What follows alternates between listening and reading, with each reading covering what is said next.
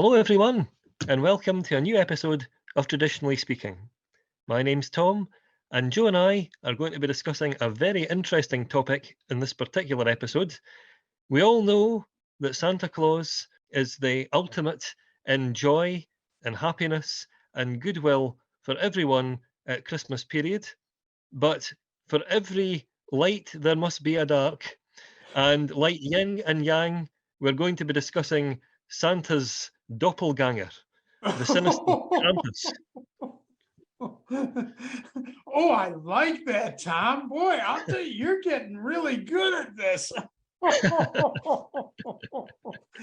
Yes, and for those who are not familiar, there is actually a feast of Saint Nicholas, which takes place on December 6th.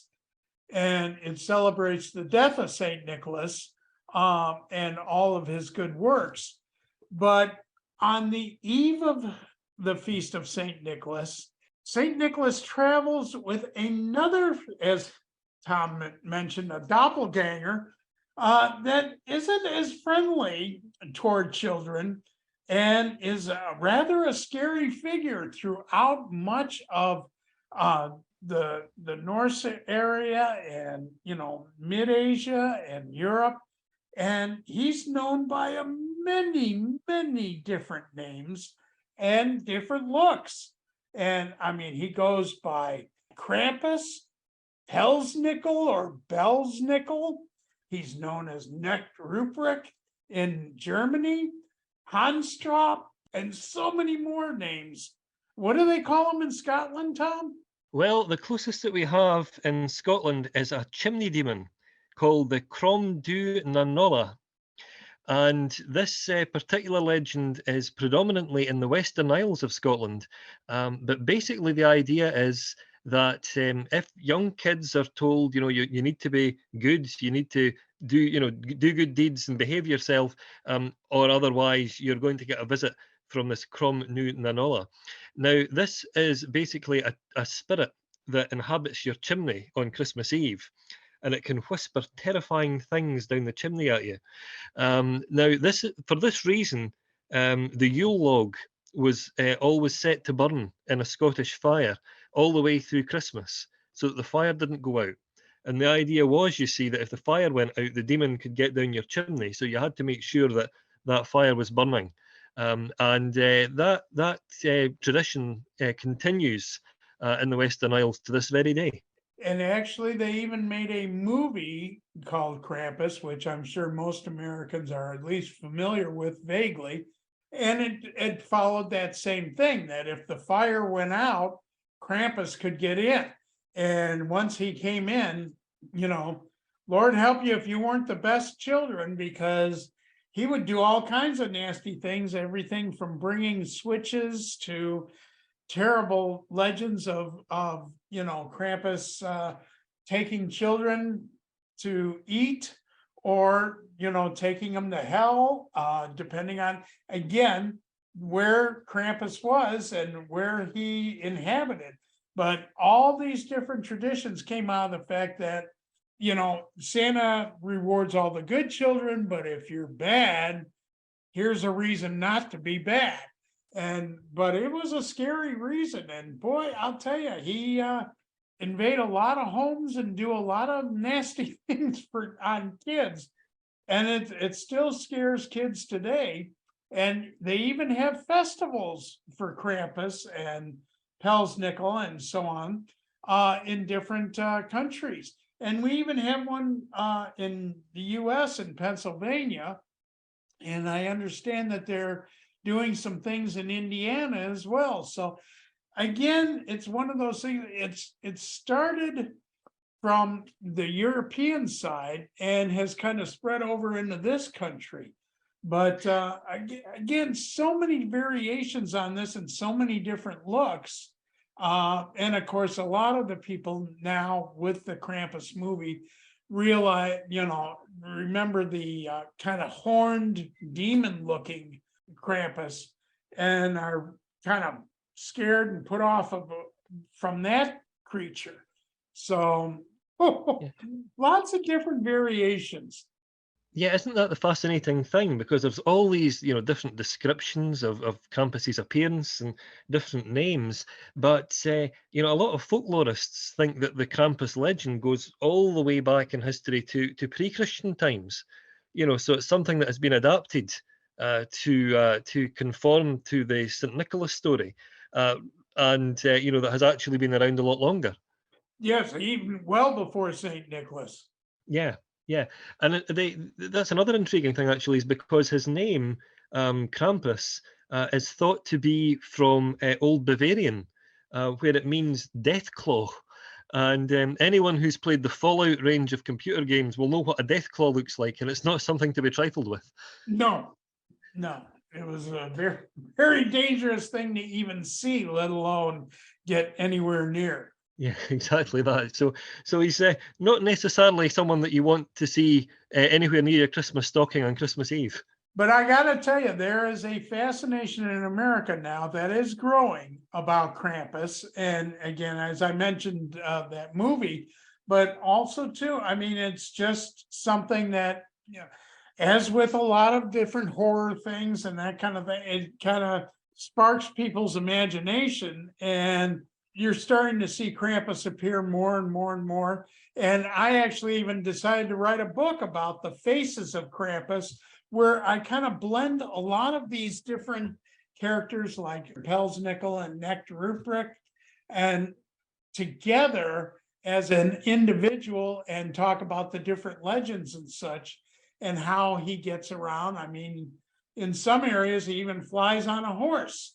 So, bringing treats and goodies rather than just Santa bringing treats and goodies. But you have to be able to say your prayers and say them properly. And if you can't do that, then all of a sudden he pulls out a switch. So, and you get a good spanking with that. But Yeah, anyway, but I put together this book because there were so many fascinating legends on this. And I thought it yeah, would be fun. So I've kind of, made it to the point where, the Krampus had been going around and punishing the naughty kids, but now I introduced the real ugly Krampus and made him a demon of the devil that was stealing children. And now the Necht Ruprecht has to protect the kids instead of punishing them. And it actually won an award in the holiday category. So I was quite pleased about that. yeah. Seriously, everyone, you want to get a copy of The Faces of Krampus because it really is a fascinating tale. You will be amazed at just how many different aspects there are to this very enigmatic character, and actually, in terms of his role, it's a little bit like Jack Skellington in The Nightmare Before Christmas. You kind of get the feeling that Krampus isn't quite 100% on the right page when it comes to Christmas, and he's doing his own thing. Exactly right. And it just like anything can be, perverted slightly, not necessarily on purpose, but by accident. And that's how this kind of came around. And of course, some of the characters, have run into a little bit of flack from, different religious and traditional people trying to clean up the act and not portray people of certain ethnicities and such. So a lot of things have changed over the years too, and are changing. So even talking about some of the traditions of Necht Ruprecht or some of the hand strop, that's even changing in modern time. Yeah, I mean, because if there's one thing we can say about Krampus, it's that he is a survivor. I mean, you can go back to, in terms of modern interpretations, the 6th or 7th century, and see lots of different Krampus legends throughout Europe. But I mean, that spreads throughout Eastern Europe to Western Europe. You then start to see it coming across with Dutch immigrants, particularly to America, and then you have this new wave of popular culture, which has helped people to find out more about Krampus in the last few years. So, I mean, he doesn't seem to be going anywhere too soon. Yeah, and as I mentioned, they're trying to bring him into movies and such, which obviously is going to spread his um, recognition throughout other parts of the country. And as I said, they do a couple festivals in the East now, but that's even starting to spread further west in the Americas. Um, and again, some countries don't do much at all with this figure and have kind of faded from tradition. But other ones, are kind of starting to form their own festivals just right around Krampus itself. So, which is interesting to see. Yeah, I mean, there's a very famous Krampus festival in Salzburg in Austria. I Yes, mean, people can see that on YouTube because that always draws big crowds. yes. And, again, typical anything around Christmas holidays seems to draw big crowds if you start doing festivals, and this is just another reason. You can have a lot of fun with that one. And I gotta tell you, some of these costumes you see, you want to talk about elaborate and detailed and huge. I mean, it's just, I'll tell you, I've seen some of these. It's like, I wouldn't get caught dead in a dark alley with one of these. Yeah, I mean, it's true. I mean, some of them are absolutely incredible, and are taken very seriously as well because just as Santa is a figure who has evolved and changed, developed with the times, you see the same thing with Krampus. I mean, if you look at the Middle Ages and the way that the character was depicted then, and then you look at how things have changed over the years. I mean, you see a very different character who really has moved to meet with public expectation. And I'd be interested to hear from our listeners. Do you do anything, or have you ever talked about or celebrated Feast of Saint Nicholas or the Krampus figure at all? I mean, do you watch movies about it? Do you talk about it? Does your family even know about it? I'd really love to know, especially in America, if this is spreading further than what I'm familiar with, and whether or not you'd be interested in learning more about this. I mean, again, not just through my book, but through any information on Krampus. You could find some stuff on the internet. And again, just depending on which country you're talking about, it's almost entirely different figures in a lot of places. Yeah, I mean, that's something that occurred to me recently. I discovered for the first time a few weeks ago something called Krampus carton. And these are Krampus oriented greetings cards that you can buy in alpine towns. I Now, saw that. Yeah, I saw that. well, you can get them predominantly in places like Switzerland and Austria, but I'm not entirely sure what your friends and family would think if you sent them a Krampus carton, because he's a figure that isn't quite as jolly and friendly as Santa is. Not in any stretch. No, and definitely a figure to be feared. It's almost like a threat. Hmm, I suppose it is. Yes. Have you been good? God help you if you haven't. But I really would. I'd be very interested in hearing from our listeners about whether or not they know much about Krampus, or if they've seen anything going on in their state or their area. We can explore this even further and let others know. Yeah, I mean, do you have a particular Krampus legend where you live that you want to tell us about?